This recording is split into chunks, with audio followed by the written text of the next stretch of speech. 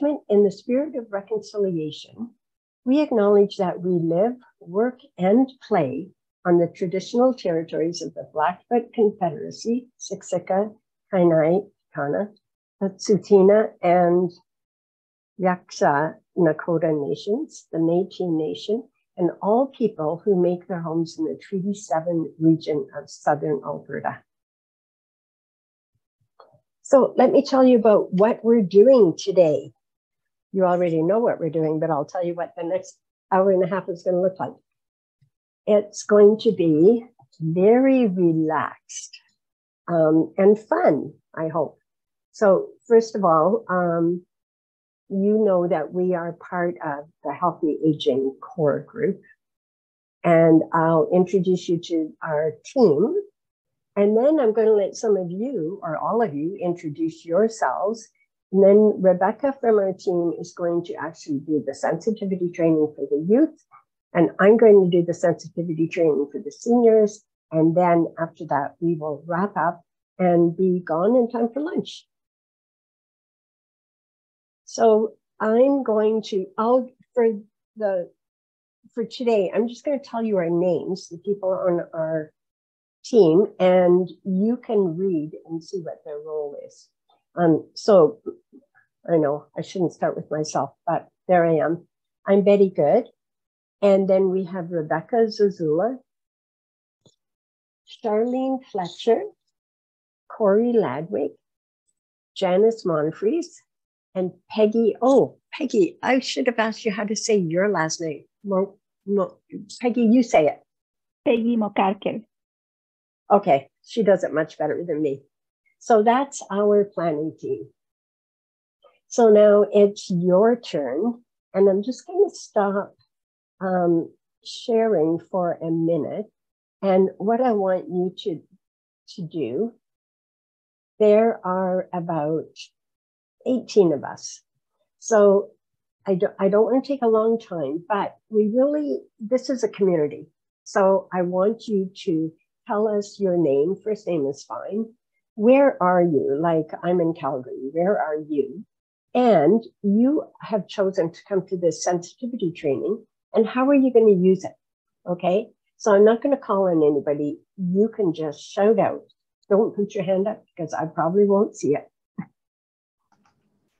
Hi, my name's Amanda Potts. I work for the Athabasca Family Center at FCSS in Athabasca. And I will probably use this with youth. So I do different programs with youth at the Family Center. Nice. Hi, I'm Randy Black. I'm located in St. Albert, Alberta, and I'm part of the St. Albert Seniors Advisory Committee. We report into council here in St. Albert. How are you going to use the training? As part of that committee. Oh, awesome. We're also working with youth. The two committees are going to work closely together. Oh, that's awesome. Hi, I'm Rihanna Stockman. I'm from Beaver Lodge. I work for FCSS, and I'm going to use the training. We want to start some intergenerational training with the high school kids and the seniors. Awesome. Hi, my name is Kiwana James Leo. I work with Senior Health with AHS in Red Deer, and hopefully I can use this information to better support my clients. Good. Don't be shy. Don't everybody speak at once. Hi, I'm Karen Schatz. I'm the Community Outreach Coordinator for Yellowhead County FCSS.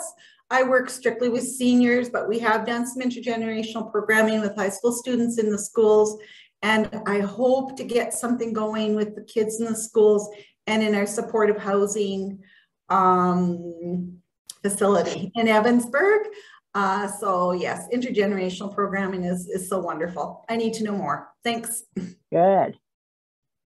Hi, my name is Joanne Blinko, and I am the Acting Executive Director for the Alberta Elder Abuse Awareness Council. And I'm looking to use this as a tool in terms of primary prevention with intergenerational working with children or youth and older adults that will look at preventing elder abuse. Thank you. That's a great concept. Hi there, my name's Suzanne. I'm in Calgary. I am a financial coach at Claria, and I'm going to use this training. I work a lot with seniors, and so going to be using it in that as a tool in my toolkit. As well, we do some work with all ages, so just bringing it into my work is yeah. Awesome. Hi, my name is Kathy Phillips. Whoops, I'll just there. Oh, I just muted myself. Am I muted there? Okay, my name is Kathy Phillips, and I'm a volunteer with Linkages.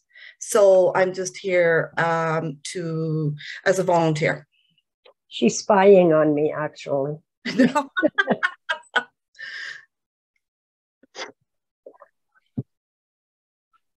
Anybody else? I'm Colleen. I'm in Calgary, and I work for the mental health promotion team at Alberta Health Services. And we are looking to do some programming to support mental wellness for older adults. So I'm just here to see what I can learn. Thank you.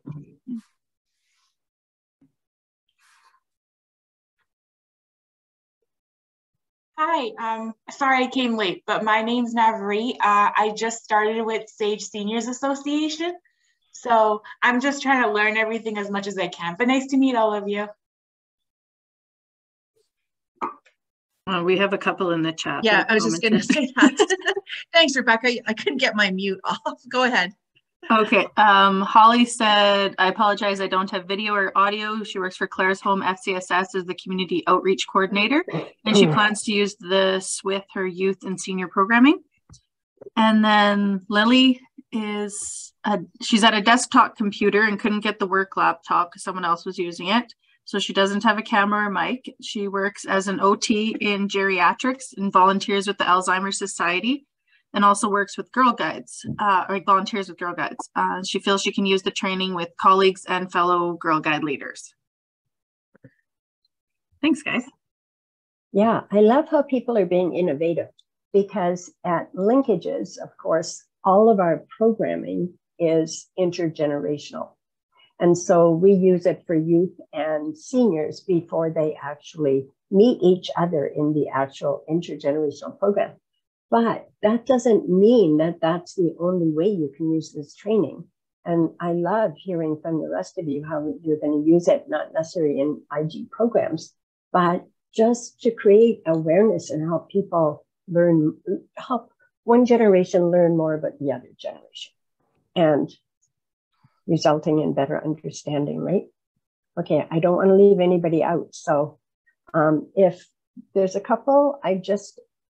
Hi, everyone. Yeah.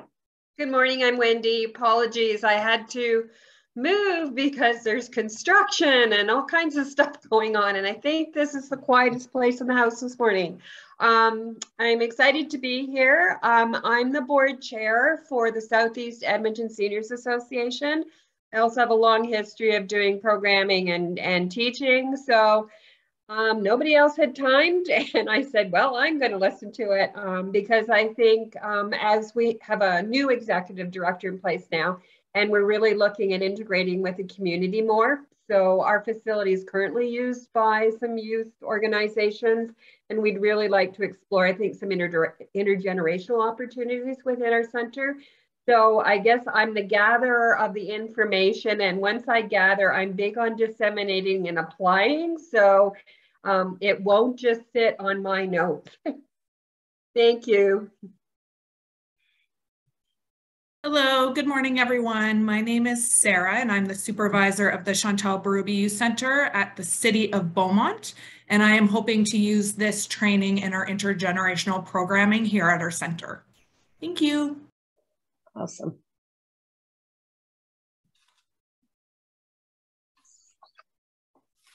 Okay, last call. Okay, so what we're going to do is we're going to get started. Now, if we were doing a train the trainer workshop, which would empower you and teach you how to do this training yourself, it would take a full 3 hours. obviously we only have half of that. So we're going to give you a taste. And what you can do, you'll still get a lot today.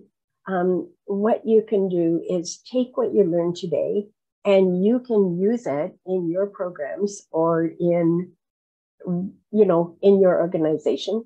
You'll do research, you'll figure out how to use it, okay? So Rebecca is going to start it and do the youth training. And this is the training that we do with the students before they have the first visit with the seniors, okay? So Rebecca's gonna have about 45 minutes, or I don't know, you'll find out.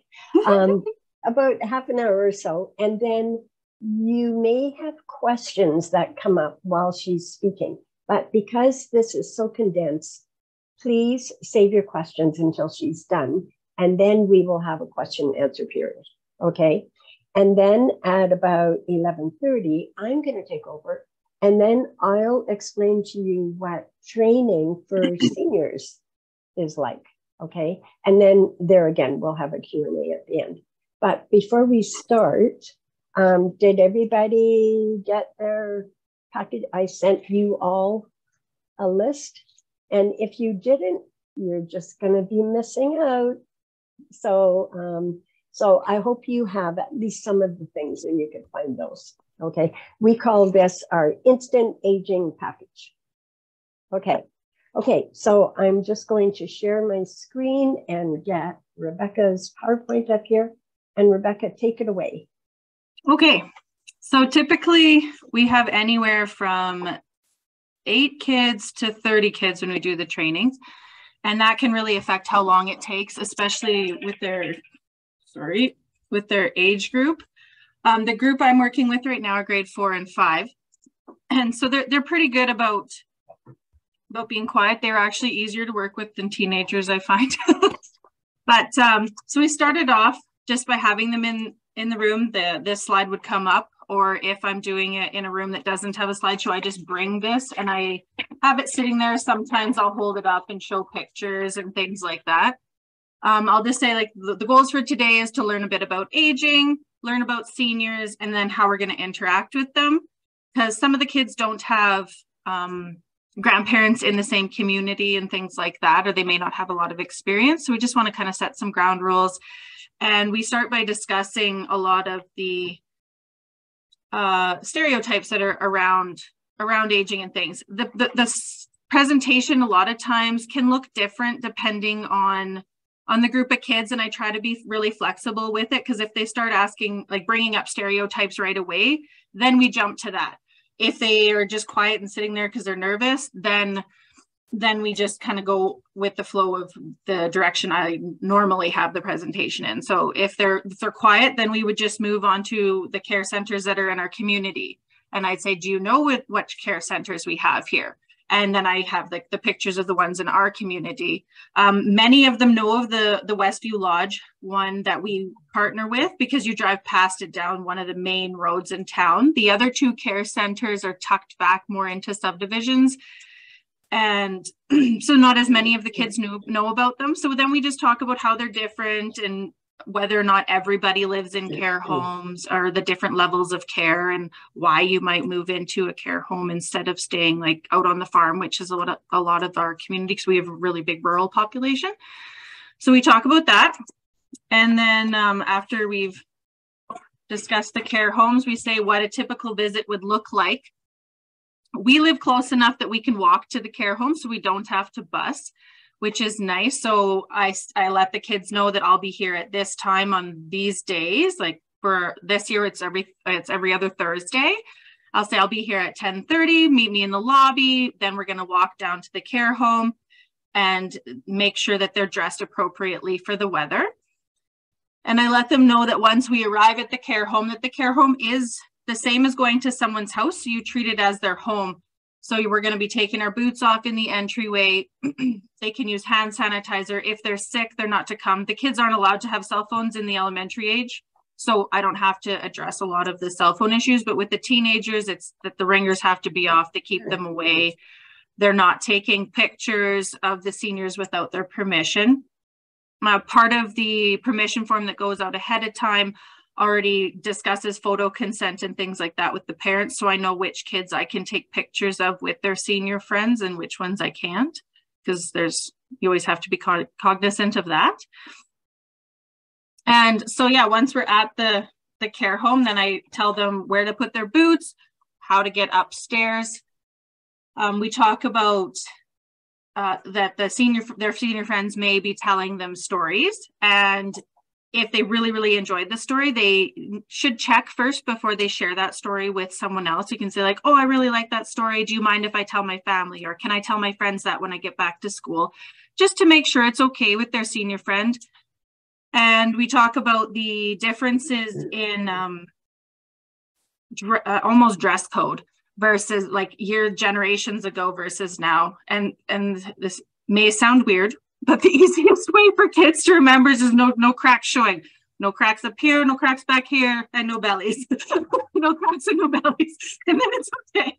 So they remember that and they usually get a giggle. With being in winter, it's not as much of a struggle. Come May, it gets a little bit harder because they're wearing less. And then we talk about presents, especially with the groups that are with the kids around Christmas time, and that they're welcome to exchange cards and things, but to not accept gifts, because some of the senior friends start giving away their possessions. So we just have to keep an eye on that. And I let the kids know that they'll also be in groups of 2 or 3 with their senior friend, and that they'll never be alone with their senior. Yep, go ahead, Betty. This is where we would sometimes jump to at the start if they start bringing up stereotypes. So we talk about what ageism is. Some of them have heard the word, but they don't really know what it means. So we just talk about stereotypes, and then I let them brainstorm like different stereotypes that they've heard about aging and seniors. So that leads to a nice little discussion. Sometimes it'll actually jump you straight into the true falses, and you can bring up different ones as you see fit. You can adapt them however you want. And it leads into how your body and your mind changes as you get older. So we talk about the different physical challenges of getting older. And so then they're like, oh, well, my grandma has glasses, or they have hearing aids. And we talk about that. So then and they're all holding their kits, their little kits, because they each have one of these. And they're just like, can we open it yet? I'm like, okay, but before you open it, I'm going to explain what's in it and why it's in it. So I'll get our little kits now. And I explain that as you get older, sometimes you develop, your eyesight gets worse. Sometimes you may develop cataracts. We talk about what cataracts are, and then they put their glasses on. And some of them, if they already wear glasses, they just take their glasses off because then they're having eyesight impairments. And we talk about the hearing as well as the gloves. We do the gloves first before the hearing, because the hearing, then I have to start talking very, very loud. And the neighboring teachers don't always like it. I say, okay, we'll try to put your gloves on. And if your hands feel a little different than they normally do, that's normal. And so, well, this is a lucky hand. This one's still quite functional. And then, because they'll have one glove in their kit that the fingers may be taped on, like this one. So my middle fingers here don't bend anymore, as you can see. So on your kits, you can put on your gloves and tape up some of your fingers, or maybe even tape them down, because maybe you lost a finger. Maybe you have a complete claw hand because you have arthritis really bad and your hand doesn't work anymore. If you're lucky, it's your non-dominant hand. If you're not, it's both. So they have their claw hands on. And then we talk about hearing loss. And they put their cotton balls in their ears.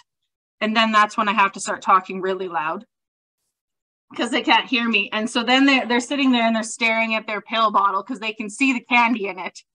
And we discuss, okay, well, now with your claw hands and your vision impaired and you can't really hear me, you're trying to take your medicine for the day, and they're trying to get into their pill bottle. And many of them are struggling because they're childproof, and that's good because they shouldn't be able to get into childproof things.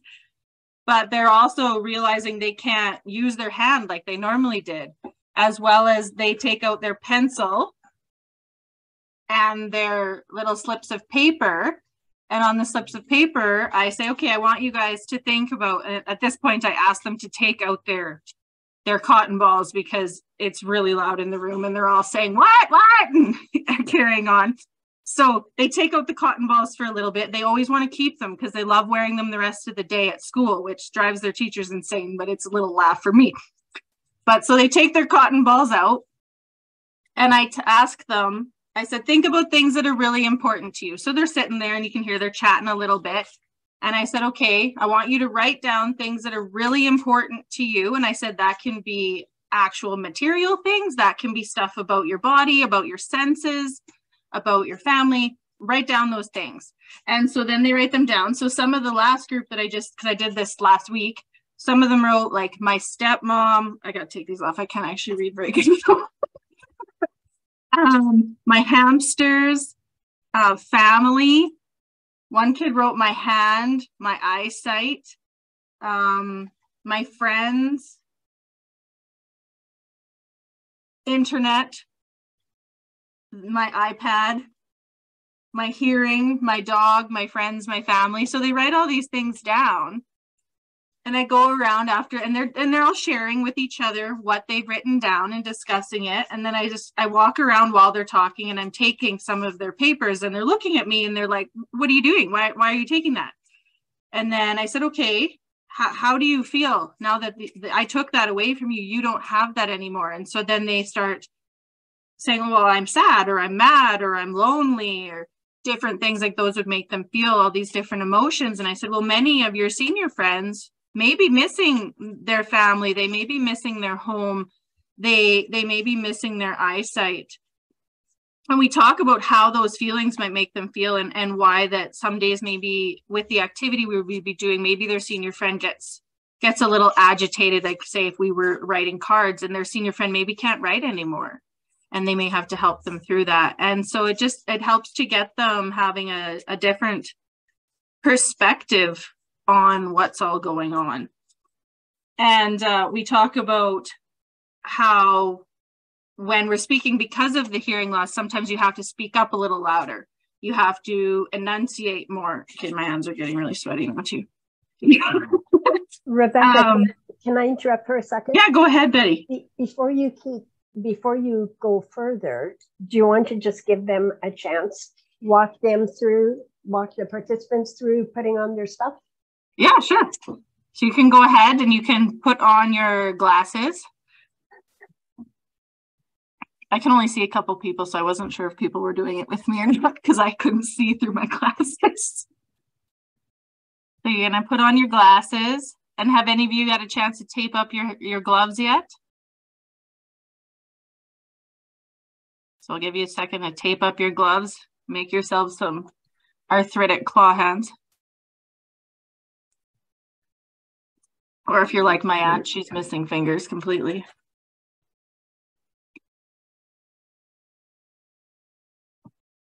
Let's see if I can. No.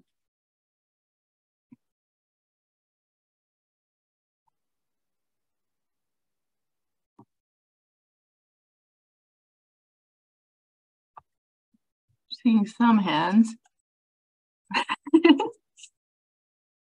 And then you can try to open your pill bottle and try to write on your papers with your lack of vision and your hands not quite working the way they normally do.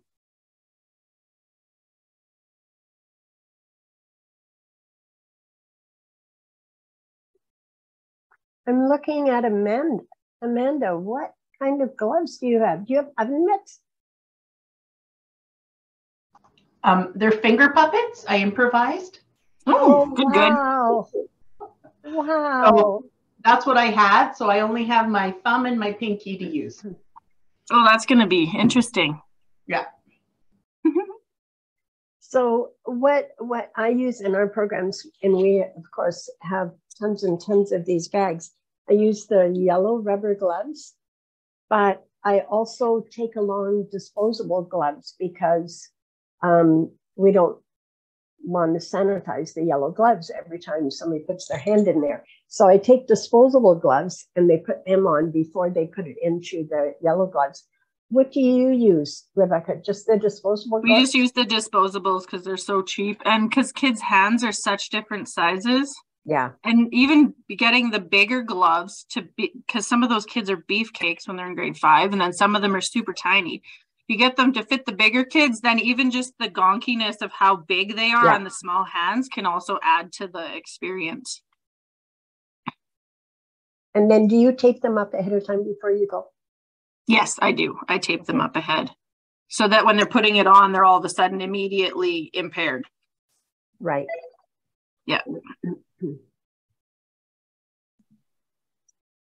And they're kind of a clearish kind of glove, and I use Scotch tape so they can't even tell when they're first putting them on. So the shock is, this is maybe just for my entertainment, but the shock on their face is quite good.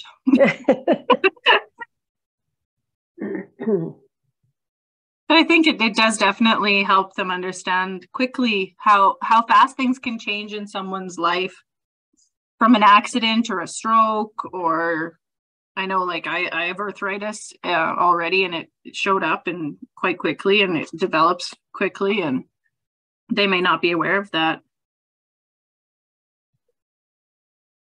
And some of the kids, when they went, and then they were telling, because I know some of the kids as parents, because small town, and they were telling their parents about it on the weekend, and the mom's like, yeah, remember grandpa, that's why his hands were like that. And so it helped them open up more conversations and discussions within their families. So that was cool too. So how's our writing with our arthritic hands and lack of vision going? What kind of things are you writing down that's important to you? I can see Joanne's very busy.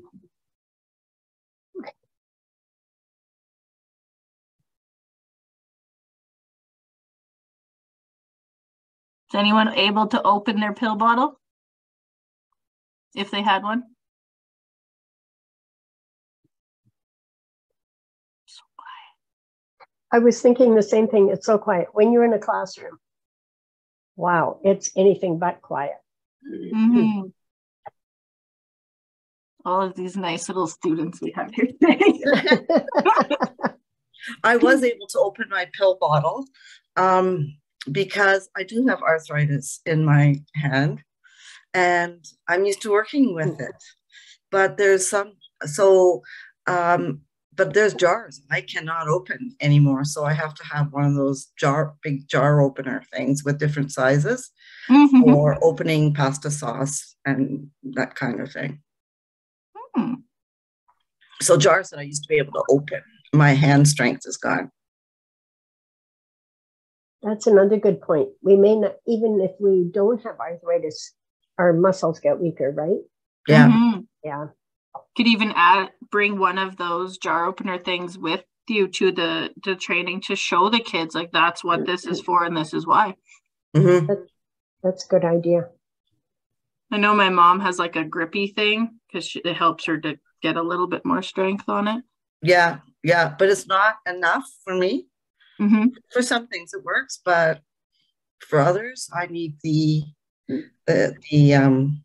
what's the name? Good ones or something like that is the brand name, and they're silicone, and you can get them on Amazon, and they're pretty handy dandy. I wait till my grandkids come over and they open in my jars. Yeah, I get my son to do a lot of stuff for me too. It's Colleen here. I was just going to say I've been through a lot of this with my mom here in the last few days. She's been in hospital, and that's why I've been kind of, I may need to jump off of this with home care calls, but, you know, and it's also about acknowledging all of this while still really trying to give her a sense of agency, right? And that feeling of what she can do as opposed to what she can't. And so, yeah, we've had a lot of really good discussions about that. So this is hitting really close to home right now. Yeah, when we talk about the stereotypes, like one of the true false ones, I believe it said, if I remember correctly, that old people can't learn new things. And yeah, impossible for old people to learn new things. And so that opens up the discussion with the kids about, well, what kinds of things might they know that they could teach the seniors, and what types of things do they think the seniors would know that they don't know about? And so then they're already starting to think about the kind of conversations they can have with their senior friends when they meet them.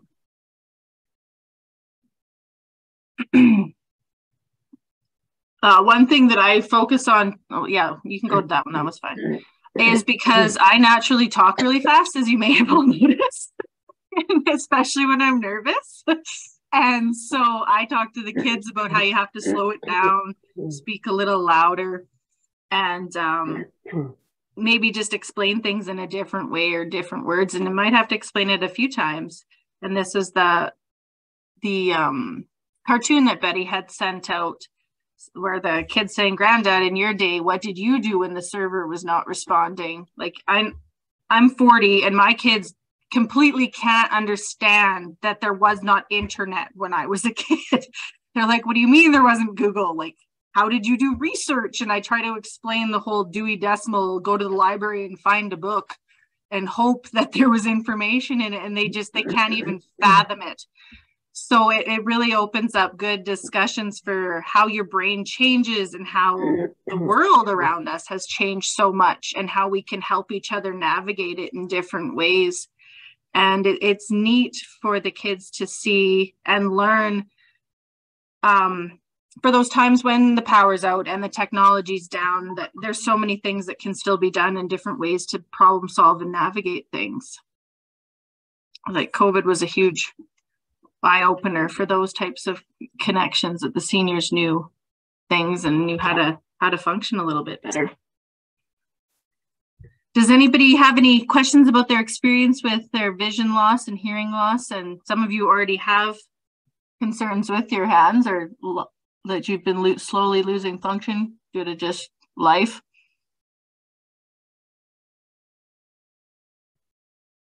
I can't see. Only see 3 faces. No questions. It was interesting to give it a try when the gloves were on, how much difference it made just trying to, what's that, fine motor control, and how it just wasn't there to be able to get into things, not thinking of that being an impact. Mm-hmm. And it can even be a sensory thing too, like maybe your hand still works good, but the sensation isn't there as much too. I noticed I had a lot of nerve issues when I was pregnant, and so I couldn't actually feel my hands for the last 4 months of all my pregnancies. So trying to hold stuff and grab stuff, that with strokes and different things, you can lose that sensory tactileness that's necessary. Did you have anything to add, Betty, with the processing skills part? Should we take them through the exercise? You can go ahead with that one. I'm not as familiar with it as you. Do we have time? It'll take like 2 minutes. Oh yeah, we've got time. It's only 11:04. So. Okay, so what I want you to do is, hopefully you have a copy of the cartoon. I have okay, I'm going to have to make this up because I didn't copy the instructions for the students, just for the seniors, but that's okay. I've done it often enough, we can do it. Okay, here's what I want you to do. As soon as, preferably if you're still wearing your gloves, if not, you'll get the idea. What I want you to do is, as soon as I start talking, follow my instructions. And as soon as I tell you to turn the paper over, turn it over, okay? So here we go. Okay, with your pencil, put polka dots on the men's shirt. Cross out the word server. Draw I'm making this up. You know what? Let me start over, and because I haven't done this for a while. Okay, let me start over. Okay, with your pencil, cross out the word server. Put polka dots on the man's shirt, color the weekly magazine, the flowers on it, and write your name in uppercase letters and turn your paper over. Turn your paper over. I see some of you still working. Okay, that did not go like it usually does because I usually have the instructions right in front of me. But here's the next question. How did you do? I didn't finish. How come? It's too fast. What do you mean it's too fast? Any other problems? Okay. Sure. If you were youth, you would all be starting speaking at once. Okay, Kathy, were you going to say something? My flowers look awful. Okay. The color job. So I had to try to find the flowers.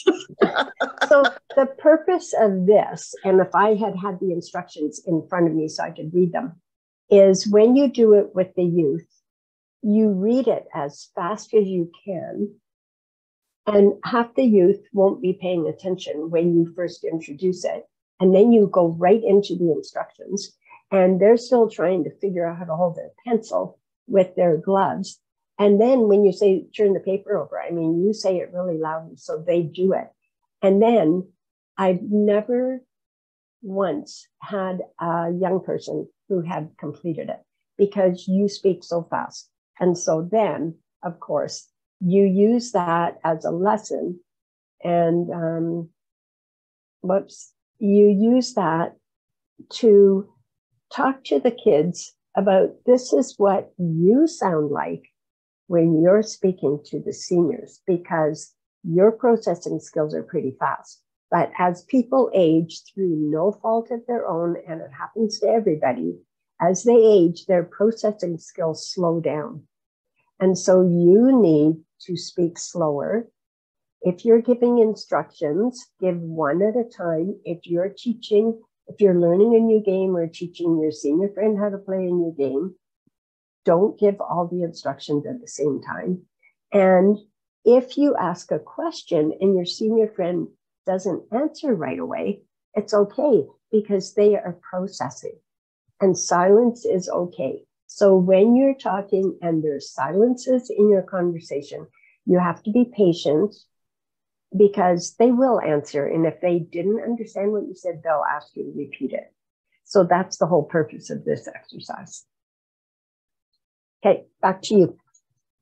Yeah, it really helps the kids to learn to sit in that quiet and to get to be okay with it. And I think that's a really great skill just overall in life for them to learn as well. Because there's so often that we jump to fill in those gaps all the time when sometimes we just need to just hold for a second and wait for people to think.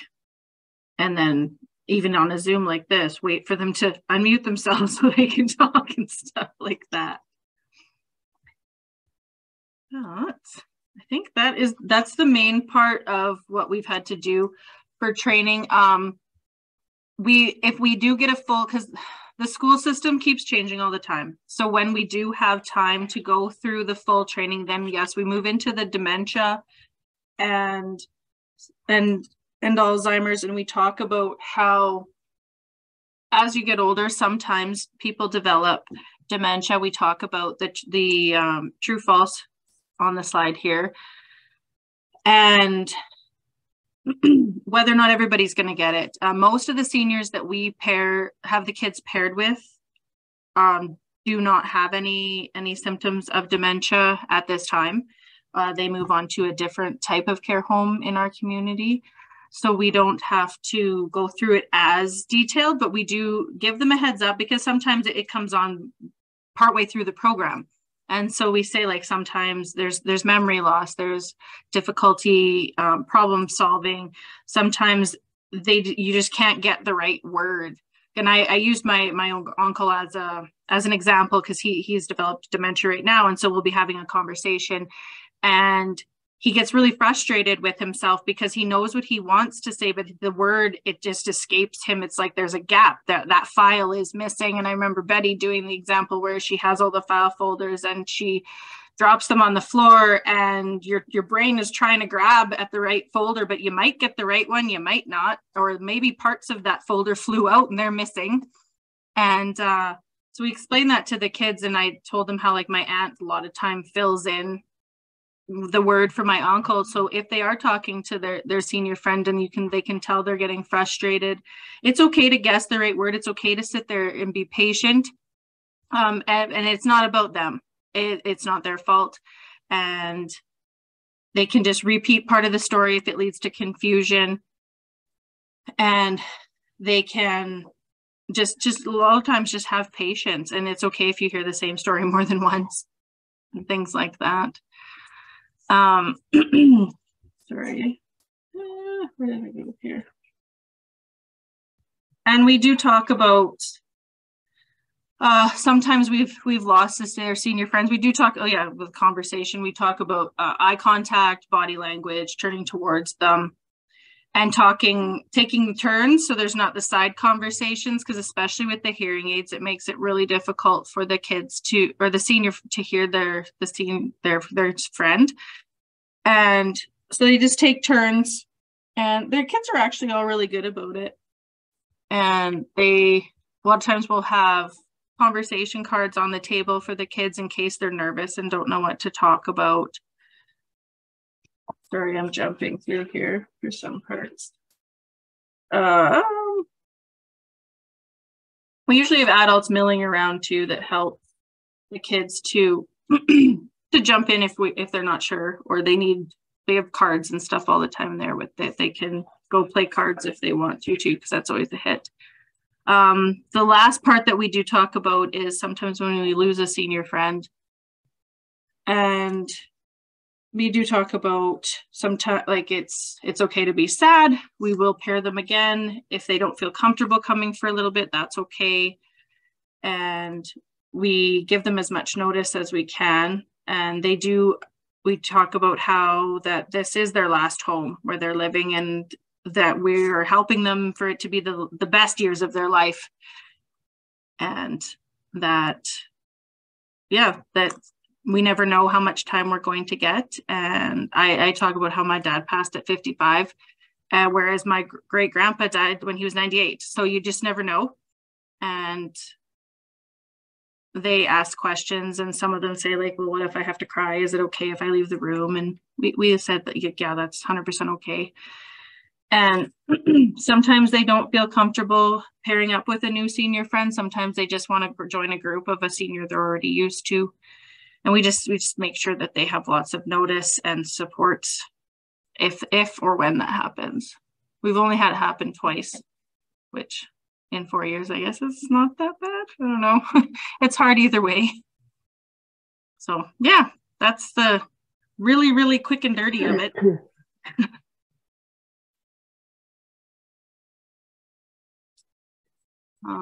So it takes patience, practice, creativity. Try to be flexible. Some days what you plan may seem like a great idea and it just doesn't work at all, but always have backups. We have a bin that stays at the care center all the time with backup ideas.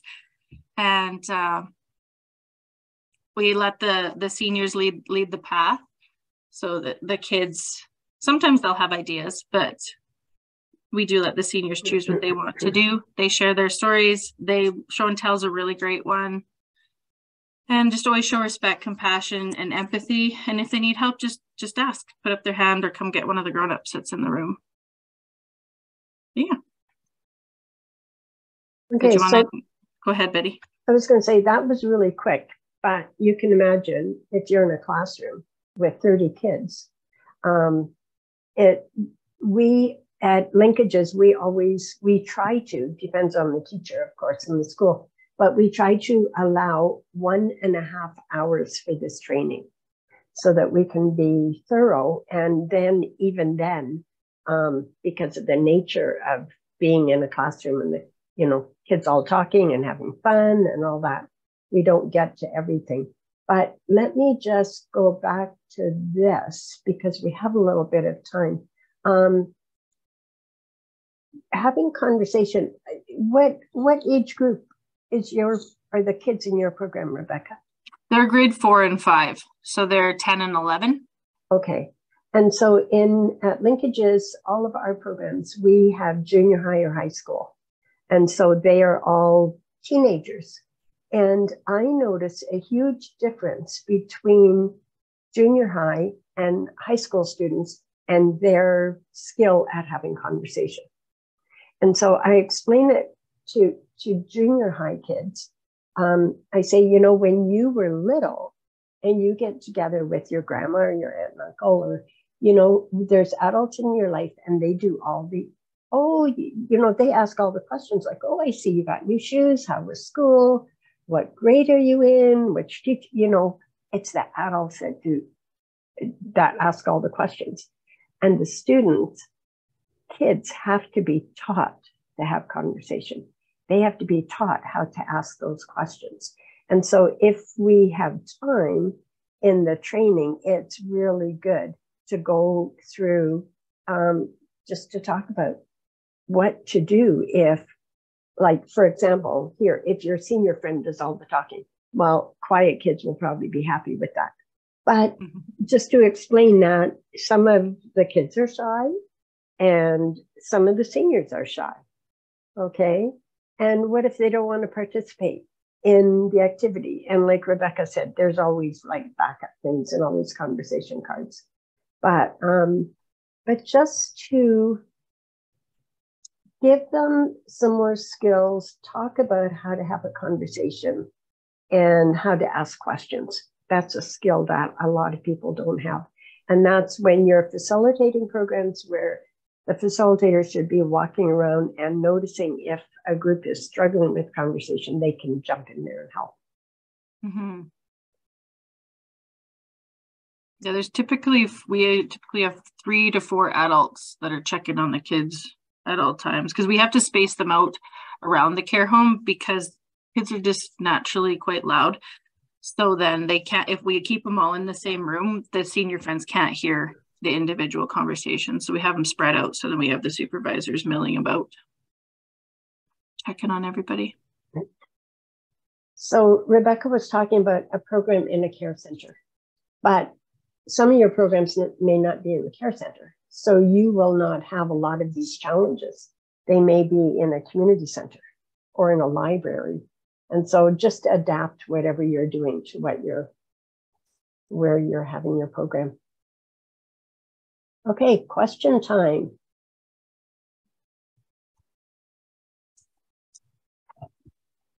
You can probably pull the slideshow down so we can see everybody. Yeah, I'm trying to figure out how to do it. How long did it take for you guys to get your programs up and running? So like, what was the first year like? When did it become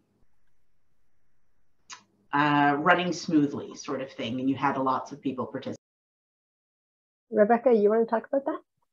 I had went to a training with Betty back in 2018, and then we asked to be a chapter of linkages. And so that's how it started here. And it started out with just approaching the care homes and the school. I used to be a teacher, so I had a pretty good partnership with the schools. And I approached it in a way that wouldn't make more work for the teachers and worked with the existing school schedule. So that was helpful. And so the first year we had, I believe it was 14 kids and 6 seniors. Right now we're actually struggling more with getting the seniors because a lot of our seniors are entering the care home older than previously, so they're not as able to participate. But this is the 4th year of it running. It was hard through COVID because we had to do everything virtually or by basically snail mail kind of thing. And this year, though, we had over 30 kids sign up. The first year I had to basically beg the school to let me try. And thankfully the vice principal thought it would be a really good idea. So she made everybody else listen and follow along. And they thought it was so great. The second year when I asked, they're like, yeah, okay. And by the 3rd year, they had implemented it fully into their leadership program and added in the intergenerational program into the permission slips that go home to the parents at the start of the year. So then this year they just said, when are you coming? So it took a couple of years to do the groundwork and build that trust. But by the 3rd year, they were definitely seeing the outcomes that they wanted and the impact on the kids. Then the care home just loves it. So yeah, hope great. That helps. Yeah, it does actually. Yep. And Betty, yours has been running for a while, hey? Yeah, I started with linkages 7 years ago, and we had 15 programs at the time. And depending on funding, etc., some have to drop off, and then we have to create new programs. Or we might get a care center that calls and says, we want a program, and then we get busy and find a school. We usually work with schools. Or we get a school, we get a teacher calling and saying, hey, we heard about your program, can we have one? So the key is, if you want to start a program, you need to find a facility or a community center. You need to find someplace where seniors gather and someplace where youth gather. And school is the obvious one. So find, if like for Rebecca, she knew a teacher. So what you want to do is find somebody in that school that you can connect with. And I've gone and talked to the principal or vice principal and explained, and then they talk to their teachers. And then you want to find a facility where there's seniors. And then you want to find somebody in there that will be a really good advocate. And then, you know, if you get somebody that will really collaborate with you and sees the value and sees the benefit, magic will happen. Not without struggles, of course, but connecting with that one person instead of sending out a generic email, they're easy to delete. Any other questions about the actual training for youth? I was just going to ask, what kind of activities do you do with the seniors? We've done show and tell. We've done different Christmas caroling together is always a huge hit. Sometimes they teach each other different card games. They do, like after New Year's, a lot of times they'll talk about holiday traditions that each of their families did, or how things then versus now. That's always a good conversation for them to have. A lot of it's just them talking about various topics, and we try to link it to whatever's going on in the world or in that season or holiday. And they just how things have changed and getting to know each other better. And sometimes they'll have like coloring at the same time or cards at the same time so that their hands are busy. Yeah, and board games are popular. Mm-hmm. And then art activities, you can do painting, collages, card making. We have a template at Christmas time that we use. It's probably half the size of an 8.5 by 11 sheet of paper, and they cut out a sweater and they decorate it. It's an ugly Christmas sweater that ends up looking beautiful, and then they hang it on their tree. So yeah, once you start Googling activities, you can come up with tons of them. But and you have to remember, well, you don't have to remember, you realize that the activity is the tool to help the youth and the seniors to get to know each other and to bond and create that close friendship. In January, often we have just piece of paper with little, speech clouds, and then the seniors offer advice to the students. I think this has been really great. Our center is right next to an elementary school, like 300 feet or something, and we have no connection with them at this point. But my background is I've always worked with university and college level students, and I was just reflecting that even we have a partnership with the faculty of medicine and gerontology. Students come in for their gerontology rotation. And I thought they know it in theory, they know it in the hospital setting, but when they come into the center, I'll set them up and say, guess what? You're not going to just sit back. You're going to be in there doing things. You're going to be in salsa cardio. You're going to be in floor curling. But I really like the activity with the glove because I think it really, again, kind of got to that micro level of like the day-to-day little things that are so different. And even though they've learned it in theory, I don't think they get it from that perspective. So given my background in working with our ED, I'm probably going to be doing more post-secondary partnerships, but I still think this is some really valuable content and valuable exercise as well. So thank you very much. Yeah. What I do sometimes too with students, I tell them to stand up, and then I tell them to tighten all the muscles in their legs as tight as they can, and then to walk around their desk. And they can hardly move. I mean, you try it. They can hardly move. And it's to show that not everybody, I mean, they need to know that in care centers more so, of course, but not every senior, not every older adult has these challenges, but their senior friend may have these challenges. And our legs, they're stiff. I mean, I don't like to sit down on the floor because my knees don't like to try to stand up anymore, you know, and that's just kind of the aging process. And to help the young people understand that it's okay, it's normal, and not to be critical of seniors, but to be empathetic towards them. Mm-hmm. Yeah. And we've had to talk about the arm splints and walkers and different types of wheelchairs and different stuff. Yeah. Yeah. I have a question. How do you prepare the seniors in terms of helping them understand what's going to happen with the youth and what the youth are like? We're going to do that right now. Oh, can I just interrupt? There's just a comment in the chat. What age of youth and seniors will be suitable to practice a cook and serve lunch at Bissell Center? To participate. Will they be cooking together and then serving? That's what I'm thinking. Yeah, that they'll cook and serve together. I think that would depend on the capacity of the seniors for how old the kids would need to be. Right. Yeah. I also, yeah. And how many, yeah. The ratios too. Yeah. Yeah. That's what I was thinking. Yeah. The ratio. Sorry. Yeah. Well, because we work with junior high and high school, I would not hesitate to put junior highs in there. High school would be ideal, but a lot of kids don't get into the kitchens at home these days.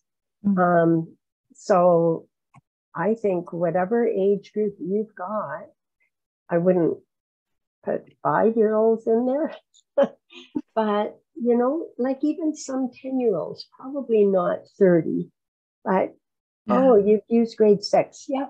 Yeah, I was going to say our grade 4s and 5s would be okay as long as the seniors were pretty capable still, because you can be capable at various ages. So. Yeah, I was going to say my granddaughter's 8 and she loves to help in the kitchen. So again, just depends on, I think it would depend on what you're making, how complicated, how simple, you know, I think you could incorporate, you know, kids, again, supervising and ratios would be your biggest. I think supervision and probably some training ahead of time. You have to be really organized, I think. Yeah. Oh, what a great idea. That's a great activity. Okay, well, Kathy offered the segue into the senior training. So let me share my screen again. If I can find it. Okay, we've done the youth, we've done all this. Okay, sensitivity training for seniors. So here's what I'm going to do. I'm probably going to talk quite fast and just tell you the topics that we covered. And then during the Q&A time, you might have questions that are specific to the topics. And for the seniors, usually I do all the talking. Once in a while, I might ask them a question to see what they think. But it's mainly them listening, and because there's a lot of information. And of course, I have an extensive slideshow that goes with that to cover all the topics. But for today, for the purpose of this training, I'm going to tell you the things that I cover. And you know what? You're going to be getting a recording tomorrow probably, and you'll have these slideshows with all the topics. And then you probably have a lot of this information already that you can use. So the topics that we cover with the seniors, and it's to help them understand what their different issues are, to understand the youth that they will be interacting with. So we'll talk about ageism, youth, how to interact with youth, how to impact the youth in their relationships. And we talk about expectations, just like Rebecca did with the youth. And you know, a lot of seniors have phones, and we say no social media. Talk about the confidentiality of what the students tell them. They cannot exchange phone numbers. They can't judge. They should not be judging the youth based on anything. But you know what? They're going to come in with clothes that are a little strange, and hair and piercings and tattoos, but we really emphasize no judging. And we talk about what's really important to youth. It's not what we usually think. I did a survey of high school students about what's really important, and these were the top things. Their phones did not even make the top 10, okay? And then I do this with them. So now I'm going to use the questions that I had before, if I can find them. So what I do is I give them each a cartoon, and they don't have to have a pencil because it's just chalky, okay? So this is what I do. I say, how many people are in the picture? What's the name of the magazine? Who's wearing shorts? Who's wearing glasses? What's the pattern on the grandfather's shirt? Who created the cartoon? And by the time I'm done, they look at me and they go, I don't even know the first question you asked. And so then I use that to explain to them the processing speed, how our processing skills slow down. And it's up to them to help their young friends to know how to communicate with them. Like I say to them, you need to ask them to slow down because they might think they're slowing down. If they're too quiet, you ask them to speak louder, or you ask them to speak more clearly. So I try to give that power to the seniors so that if there's something that's not working, talk about it with their young friends. Okay, we talk about brain development. Did you know that young people's brains are not even fully developed until the age of 25? Talk about puberty, the balancing act that kids have between school and sports and family and their hobbies and their lessons, stress and anxiety and depression. So I talk about each one of these in more detail. Okay. And then the challenges, like the pressures that they feel from their peers, from adults in their lives and their parents. Now, at the bottom, you'll see it says, this is what a group of teenagers told us when we asked them. When I said I surveyed a bunch of teenagers, high school kids, this is what they told me. One challenge is they're expected to be mature, and yet adults in their lives often treat them like kids. And they don't like being judged for their feelings. And another huge challenge is social media. And then we talk about mental health, all from, you know, all these things that youth are dealing with, food issues, gender, ADHD, sensory issues, bullying, allergies, autism, sexuality. And I have the advantage of being in the same age bracket that our seniors are. So, you know, sometimes they don't quite understand why young people these days have all these issues, because seriously, when I was younger, we didn't have a lot of these. And so I can help walk them through that and help them to understand. And even if they don't understand, they can still be respectful. Okay. So,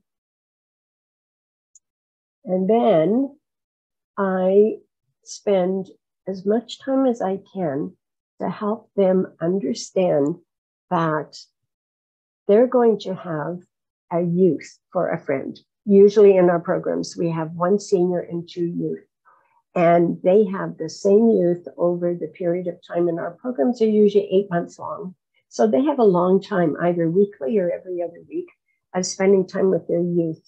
And I try to help them to understand how they can have a huge impact and a huge influence on the youth. This is a purpose. They can be a mentor. The benefits are reciprocal, but in this case, I try to help them to realize the benefit that the youth is getting by being and having a friendship with them. So we talk about how can they connect. This is where I get them to interact more. I'll say, how can you connect with your young friend? And show compassion, share their stories, be a really good listener. You know, a lot of seniors are good listeners, but then there's quite a few where they like to tell stories and they don't like to listen. And so, you know, if you have a senior like that in your program, you might have to jump in and rescue the youth sometimes and talk to the senior privately and kind of guide them through that.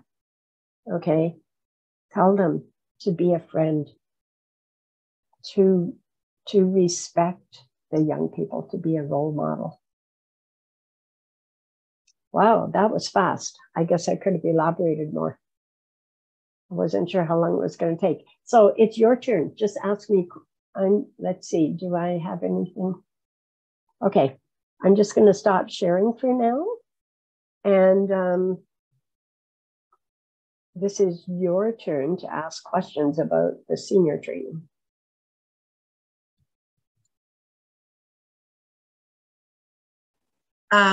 Betty, I really liked how you pointed out all the stresses that the youth have. I think just because of the different generations that are sharing, you know, those who are 80 and, you know, or older don't always share the same stresses that they had growing up. There's some similarities, but I think social media is huge for our youth. And I really like that you brought that out, you know, to see that our youth really do have some stresses, right? Yeah. What I also talk about is the LGBTQ community. And because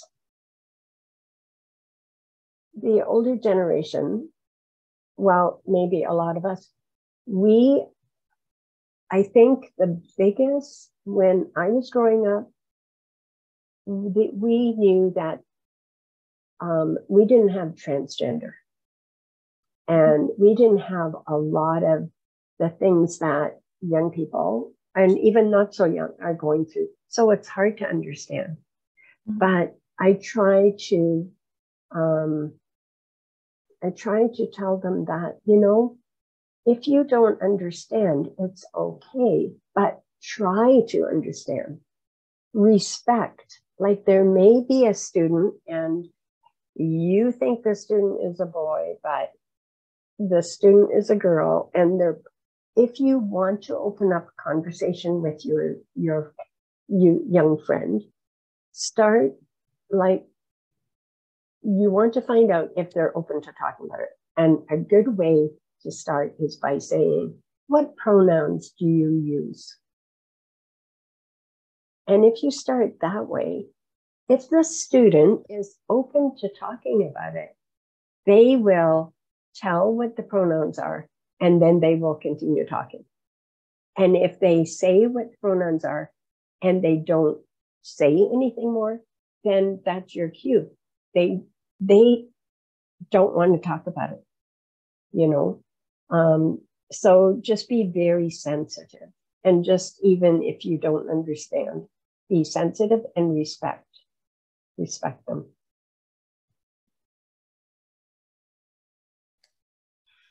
Betty, a lot of people, or a lot of even maybe 45 plus, really don't understand transgender and bisexual, pansexual, and so on, and I can be really judgmental. And is that a risk? Like, is that is that a risk for a senior to say, well, you shouldn't be doing that? You're either a boy or a girl, and that's it? Does that happen?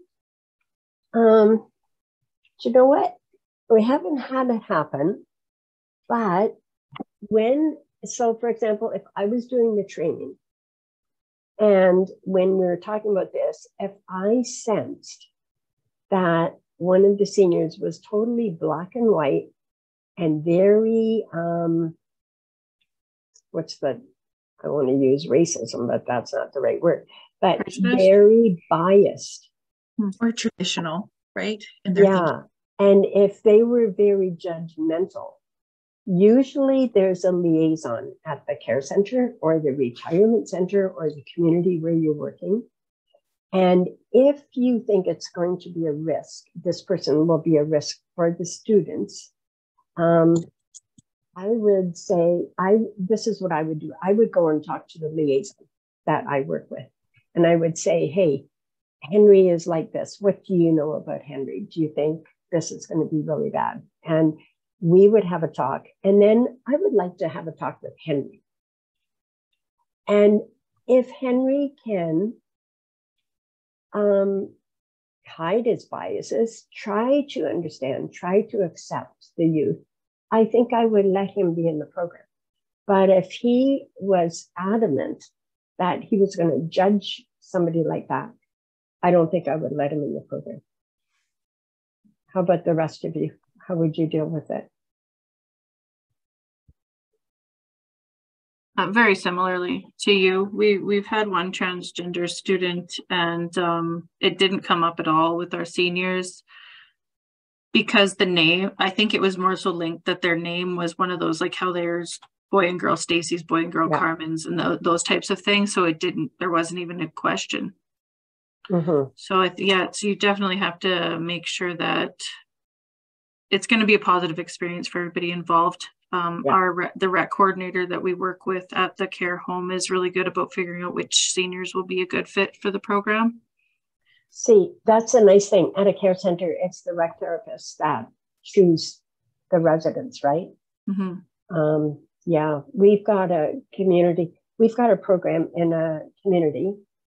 And I did this training for an hour and a half, I think, with the seniors. They were so engaged. And then at the end of the first visit, the two students came and talked to the leaders that were leading the program and said that their senior had, now this is a different topic, but it's same idea, had wanted them to come to his apartment building to meet instead of to the community center. And they felt very uncomfortable. And so, long story short, I had a discussion with him and asked him to withdraw from the program because he got defensive. And I said to him, you know what? You're in the training. I say, you are not allowed to ask your student friends for their phone number, and you are not allowed to give yours. Your relationship is in the, it only exists in the framework of our program, not outside the program.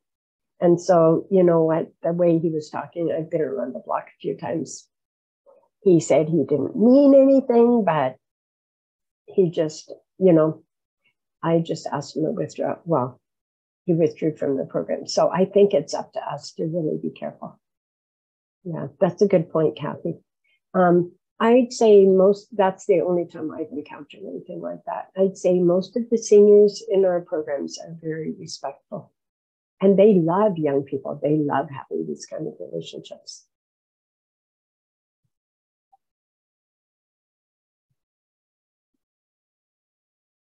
Any comments or questions?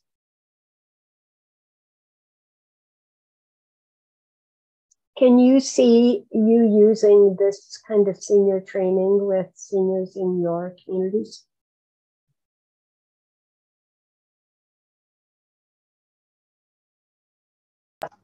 If I could get a program up and running, yes. Okay. Amanda, where are you located? I can't remember. I'm in Athabasca. Okay. And So are you in a small community? Yes, Athabasca is only about 3,000. And we have one lodge, and we also have Extendicare here. But I do think it would be something that would be excellent for our youth in our community. Yeah, yeah, it would.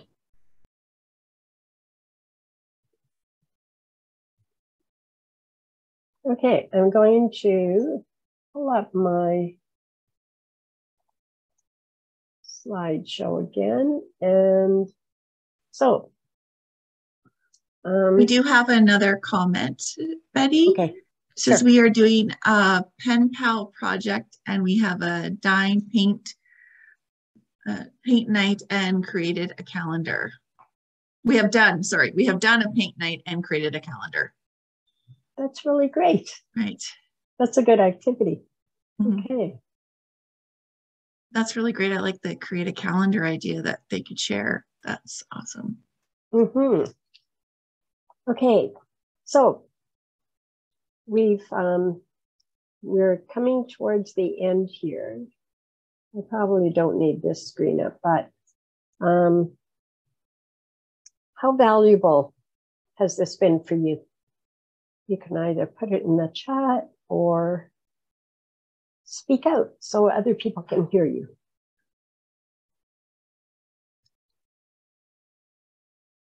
Such a quiet group today. I know. Yeah, that's okay.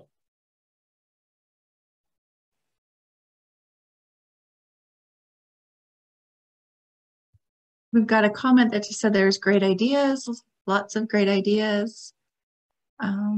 We'll share with our education team.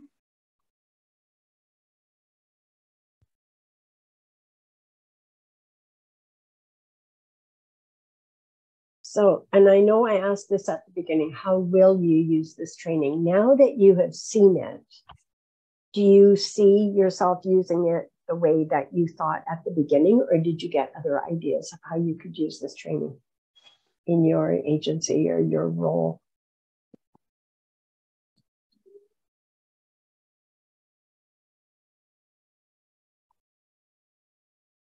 Oh, there's another one in the chat there, Charlene, if you want to read it.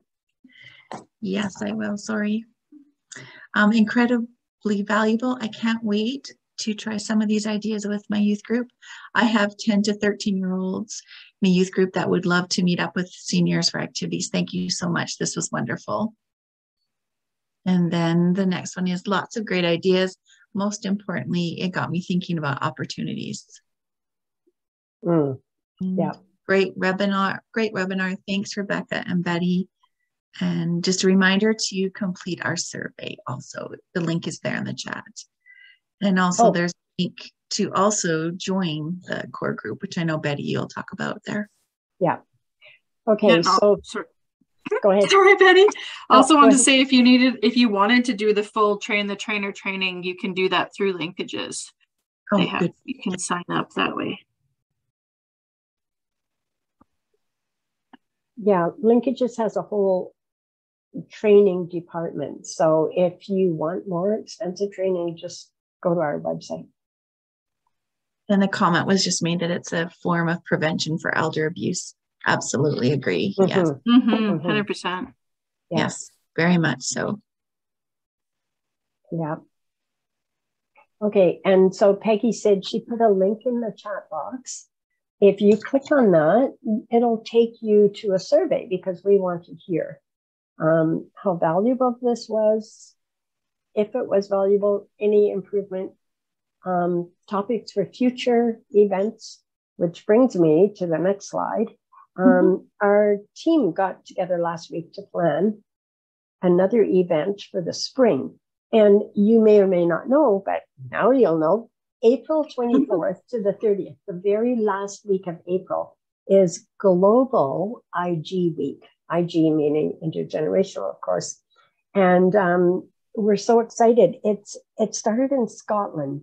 There's Generations Working Together. It's an organization in Scotland that did 2 or 3 pilots for Global Intergenerational Week just within Europe, and then, or the United Kingdom. And then they expanded it last year to different countries and asked us at Linkages to be Canada's country lead.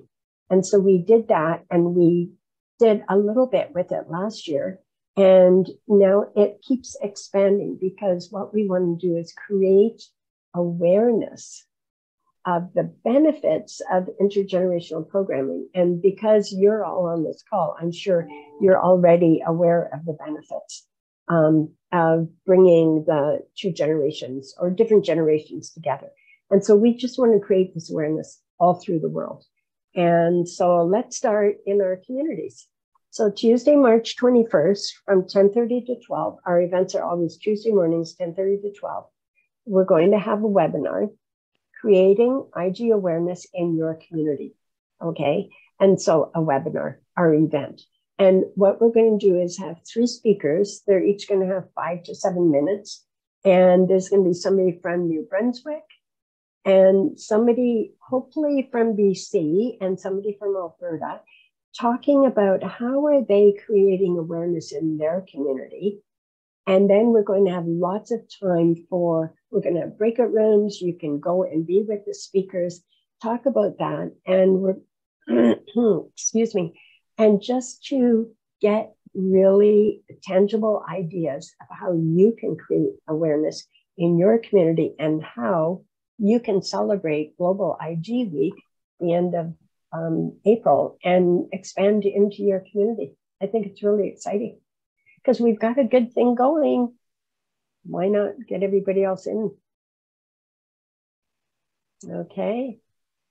And then, of course, if you are not a member of CORE Alberta, Collaborative Online Resources and Education, we have a group. So go to CORE, join CORE, and then find the groups. If you go to my groups, and join our group, okay? This is 21 members. We are now up to 70 plus members since CORE started in 2020. So that's really exciting.